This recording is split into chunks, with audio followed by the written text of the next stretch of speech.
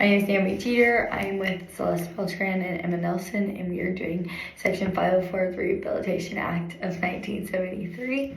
It states that people or persons with mental or physical disabilities cannot be prohibited to discrimination in federally funded places such as schools, public transportation, and places of employment.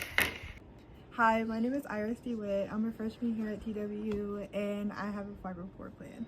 Do you know what a 504 plan is? No.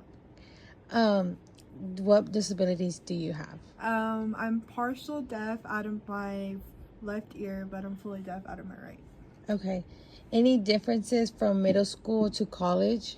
No, not technically. Probably just, I usually get emails when I have to go talk to the disability people, but I guess for middle school they already had it out for me to where my teachers already knew. But I mean, in college I have to go and tell them what my disability is, but it's not really anything different. What accommodations do you have? Front row seating, and if they do put me in the back, then I have to go and tell them to put me in the front. How has your experience been so far with a 504 plan? It's actually been really, really, really good. There's a lot of benefits that you can get with the 504 plan. I don't have anything, well, I haven't had anything that's wrong with it. I mean, it's been good so far. Okay, thank you. My name is Celeste and I interviewed Iris the video before this, and her overall experience was really good, but this is a different perspective. Emma's.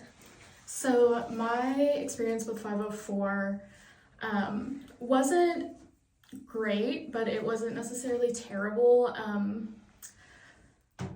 I really only found out that I had a 504 plan my freshman year of high school when I got called down to the counselor's office. I had no idea what for until I got there, and she said, "Hey, now that you're in high school, you get to be part of your 504 meeting." And I was like, "Cool, what?" But before calling my dad to be part of the meeting, she said, "But we don't really think you need one anymore. You're self-sufficient. Really all this covers is emailing your teachers and that kind of thing." And so me not knowing that I had one and not really knowing what all it did, I just kind of went, okay, because I felt pressured to agree with her. So then she called my dad, pretty much just told him what she told me, and she was like, "So is that cool with you, Dad?" And my dad was like, "If that's what she's cool with." And then we ended the call. I was in there for less than 5 minutes, but looking back on it, I do wish that I had kept my plan, even though it wasn't super intensive as some other people's may be. It did do things like pausing my testing time during state testing if I had to get up to even just go to the bathroom, get water, if I need to go check my blood sugar. So it helped with things like that, and then it probably would have been easier if I didn't have to have the sole responsibility of notifying my teachers. So it did also cause some issues with substitutes and them not knowing about my no longer their plan that was still technically there. But I feel like just they didn't want to do the paperwork over it anymore.